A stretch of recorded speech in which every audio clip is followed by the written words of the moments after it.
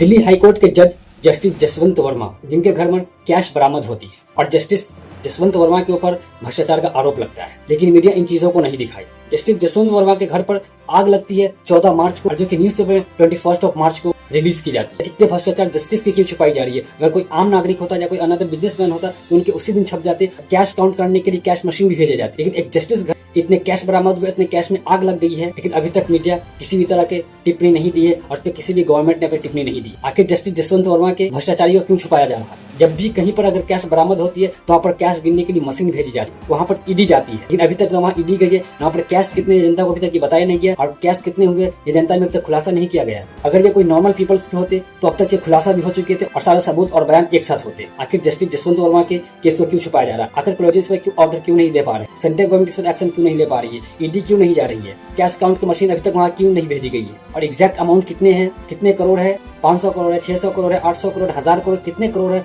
ये exact data क्यों नहीं बताई जा रही? लेकिन ये बता रहे कि बहुत सारे कैश बरामद हुए, अपने आप में इन सवालों को जन्म देती है। मतलब कहना अब यही है, अब कैश काउंटिंग से हटकर किलो पर गिना जा रहा है कि अब ये कहा जा रहा है बहुत कैश मिले। आखिर जस्टिस जसवंत वर्मा के भ्रष्टाचार को क्यों छुपाया जा रहा है? क्या जो जस्टिस लोगों के न्याय करते थे आज वो खुद भ्रष्टाचार हो चुके हैं? और ये भी ये बात तब खबर में निकल के आती है जब उनका तबादला दिल्ली हाईकोर्ट से इलाहाबाद हाईकोर्ट में किया जाता है। लेकिन अभी इस पर किसी भी तरह के गवर्नमेंट ने ना कोई एक्शन लिया है, ना कोई क्लोजर ने एक्शन लिया, ना कोई जस्टिस ने एक्शन लिया। और जस्टिस जसवंत वर्मा का कहना है कि जब ये आग लगी हमारे घर पर हुई थी तो उस समय हम घर पर भी नहीं थे। हाईकोर्ट के जज जस्टिस यशवंत वर्मा पर लगे आरोपों के बाद बीती रात 22 मार्च को सुप्रीम कोर्ट ने एक रिपोर्ट को सार्वजनिक किया है।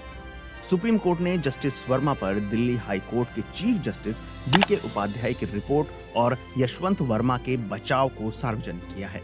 इस रिपोर्ट में दिल्ली पुलिस द्वारा दी गई कुछ फोटो और वीडियो भी शामिल हैं, जिसमें जले हुए नोट नजर आ रहे हैं। हालांकि रिपोर्ट के कुछ हिस्सों को रिडक्ट किया गया है, यानी काले रंग से छिपाया गया है। दिल्ली हाई कोर्ट के जज जस्टिस यशवंत वर्मा पर आरोप लगे हैं कि नई दिल्ली स्थित उनके आधिकारिक निवास से भारी मात्रा में नकदी मिली है। 14 मार्च को उनके निवास के एक स्टोर रूम में आग लगी थी, जहां पर कथित तौर पर उनके घर से बड़ी मात्रा में कैश मिला था।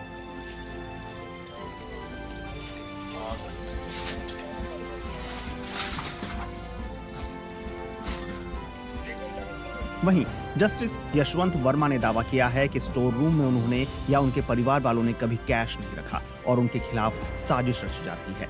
इस मामले में सुप्रीम कोर्ट के चीफ जस्टिस संजीव खन्ना ने दिल्ली हाई कोर्ट के चीफ जस्टिस DK उपाध्याय को एक प्रारंभिक पूछताछ करने को कहा था। अपनी रिपोर्ट में दिल्ली हाई कोर्ट के चीफ जस्टिस DK उपाध्याय ने कहा है कि 15 मार्च को उन्हें दिल्ली पुलिस के कमिश्नर का फोन आया, जिसमें उन्होंने जस्टिस यशवंत वर्मा के घर में लगी आग के बारे में बताया। कमिश्नर ने उन्हें क्या बताया, ये हिस्सा छिपाया गया है। इस घटना के बारे में जस्टिस DK उपाध्याय ने सुप्रीम कोर्ट के चीफ जस्टिस को 15 मार्च को बताया। जस्टिस DK उपाध्याय ने यह भी कहा कि जस्टिस यशवंत वर्मा के घर पर तैनात सिक्योरिटी गार्ड के मुताबिक 15 मार्च की सुबह कुछ जली हुई चीजों को स्टोर रूम से हटाया गया।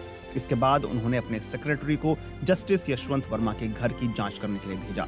जस्टिस DK उपाध्याय ने अपनी रिपोर्ट में पुलिस कमिश्नर द्वारा भेजी गई कुछ रिपोर्टों को भी शामिल किया है, जिसमें ये कहा गया है कि स्टोर रूम में 4 से 5 अधजली बोरियों से कैश मिला है। पुलिस कमिश्नर ने जस्टिस DK उपाध्याय के साथ कुछ फोटो और एक वीडियो भी शेयर किए हैं। इनमें एक कमरे में नोट जलते दिख रहे हैं। जस्टिस DK उपाध्याय का कहना है कि उन्होंने ये फोटो और वीडियो सुप्रीम कोर्ट के चीफ जस्टिस संजीव खन्ना को भी भेजी और इन्हें जस्टिस यशवंत वर्मा को भी दिखाया। जस्टिस DK उपाध्याय ने लिखा है कि उनकी जांच के मुताबिक स्टोर रूम में केवल घर के रहने वाले लोगों, नौकरों और मालियों का आना जाना था, इसलिए इस मामले में और जांच की जरूरत है। सुप्रीम कोर्ट के चीफ जस्टिस संजीव खन्ना और दिल्ली हाई कोर्ट के चीफ जस्टिस DK उपाध्याय ने यशवंत वर्मा से 3 सवाल पूछे। स्टोर रूम में पैसे कैसे आए थे, उस धन का स्रोत क्या था और किस प्रक्रिया से इन पैसों को 15 मार्च की सुबह हटाया गया। अपने बचाव में जस्टिस यशवंत वर्मा ने कहा है कि जब आग लगी तब वे मध्य प्रदेश में थे और 15 मार्च की शाम को वापस दिल्ली पहुंचे। आग लगने के समय घर पर उनकी बेटी और स्टाफ मौजूद थे, लेकिन आग बुझाने के बाद उन्होंने स्टोर रूम में कैश को नहीं देखा। यशवंत वर्मा के मुताबिक उन्हें पहली बार जले हुए कैश के बारे में तब पता चला था जब दिल्ली हाई कोर्ट के चीफ जस्टिस ने उन्हें वीडियो दिखाया था।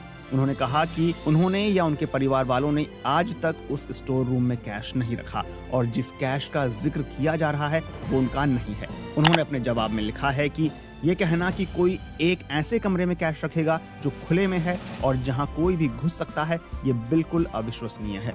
उन्होंने कहा कि वो कैश केवल बैंक से निकालते हैं और उनके पास सारे लेन देन के कागजात हैं। यशवंत वर्मा के मुताबिक उनका स्टोर रूम उनके रहने वाली जगह से बिल्कुल अलग है और उनके घर और स्टोर रूम के बीच एक दीवार भी है। उन्होंने कहा कि उन्हें ये कथित कैश दिखाया या सौंपा नहीं गया। उन्होंने अपने स्टाफ से भी पूछताछ की और उन्होंने भी कहा कि स्टोर रूम से कोई कैश हटाया नहीं गया है। उनका कहना है कि ये पूरा मामला उनके खिलाफ एक साजिश है। अब मामला भारत के चीफ जस्टिस संजीव खन्ना द्वारा गठित कमेटी को सौंपा गया है। साथ ही पुलिस ने जस्टिस यशवंत वर्मा के पिछले 6 महीने के कॉल रिकॉर्ड भी मांगे हैं और जस्टिस यशवंत वर्मा को अपने फोन से कोई भी डेटा हटाने से भी मना किया गया है।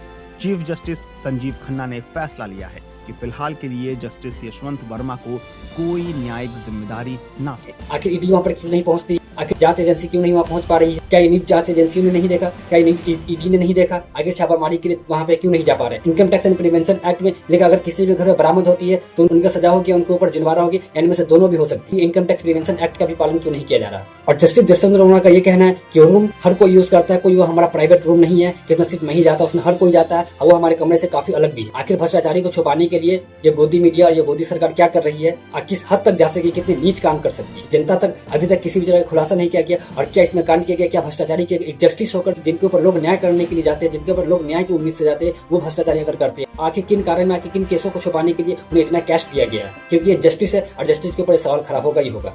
और जब ये सवाल जब तक खड़ा होगी, जब तक कि सही निर्णय नहीं दे पाते और ये सही नहीं कह पाते कि आखिर ये इस कारण से नहीं दिया गया और इन कैश में कौन कौन मिले हुए, कौन से केसों को छुपाने के लिए नहीं दिया गया था, कौन से सबूत को मिटाने के लिए नहीं दिया गया, और ये अपने आप में सवालों को जन्म देती है। और जस्टिस जसवंत वर्मा को इनका जवाब तो देना पड़ेगा क्योंकि उनके पास इतने सारे कैश आए कहाँ से। फिर क्या रहा इन तमाम खबरों पर अपनी राय कमेंट बॉक्स में जरूर दे। मिलते हैं नेक्स्ट एपिसोड में नेक्स्ट कंटेंट के साथ, तब तक के लिए जय हिंद।